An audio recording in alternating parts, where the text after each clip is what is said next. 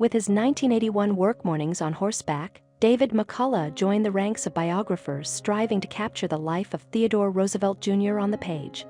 For decades, national attention often favored his more ubiquitous fifth cousin, Franklin D. Roosevelt.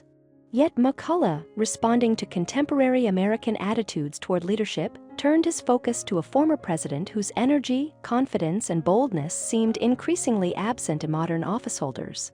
As Jeffrey C. Ward notes in his New York Times review, Roosevelt was exuberant, uncomplaining, gloriously self-confident, delighted by the great power of his office to do good. McCullough, however, goes beyond merely cataloging the traits that would define a strong president. He traces Roosevelt's formative years to illuminate what was involved in the metamorphosis of this most conspicuous animate wonder.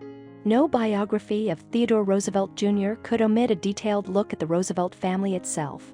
Accordingly, as Mornings on Horseback begins, McCullough provides a concise history of the family, tracing its American roots to the mid-17th century when the first Roosevelt arrived in New York. Theodore Roosevelt Sr., McCullough writes, was a man of unwavering principle, devoted to civic and charitable endeavors, yet radiating both sophistication and strength. Young Theodore idolized his father, an admiration that undoubtedly nurtured many of the qualities later celebrated in his public life. Roosevelt Sr.'s impact on the family was so profound that he earned the nickname Greatheart, a tribute to his vigor and courage in both private and public spheres. The younger Roosevelt himself recognized his father's exceptional resolve, once writing that Roosevelt Sr. was not only the best man he ever knew, but also the only man he ever feared. McCullough gives equal attention to Roosevelt's maternal lineage. His mother, Martha, affectionately called Mittie, belonged to the Southern Bullock family. While many historians emphasize the paternal influence on Theodore's character, McCullough contends that Mittie's impact was just as significant.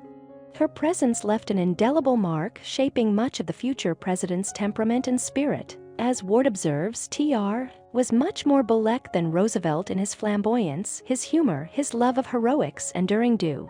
Delving further into Mittie's life, McCullough explores her upbringing in Georgia and the adventurous, often troublesome, exploits of her half-brother. These glimpses provide context for the forces that molded Theodore Roosevelt Jr.'s early worldview. The author also examines the strains the Civil War placed on the Roosevelt marriage. Divergent political allegiances threatened familial unity. Roosevelt Sr., a Lincoln Republican, opposed Mittie's support for her slaveholding family, who even sent care packages to Confederate troops unbeknownst to her husband. Choosing diplomacy over conflict, Roosevelt Sr. hired a substitute to fight in his place, restraining his personal involvement.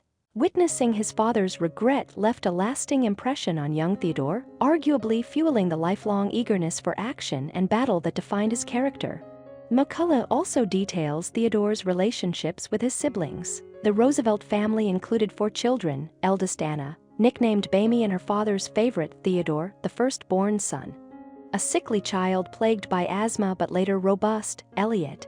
The second and final son, and Corinne, the youngest, called Coney, who also suffered from asthma, though to a lesser degree. Over 17 years, from the late 1860s through the mid-1880s, McCullough follows this family through triumphs and trials, culminating in Roosevelt's return to New York from North Dakota, his marriage to his second wife, and his devotion to public service, a path that would shape the remainder of his life. Perhaps the most remarkable achievement of Mornings on Horseback lies in its vivid portrayal of Roosevelt's evolution from fragile boyhood to one of the most commanding figures in American politics. This meticulously researched biography remains one of the most intimate and compelling portraits of a president ever penned. Thank you for watching. If you enjoy this video, leave a like and subscribe.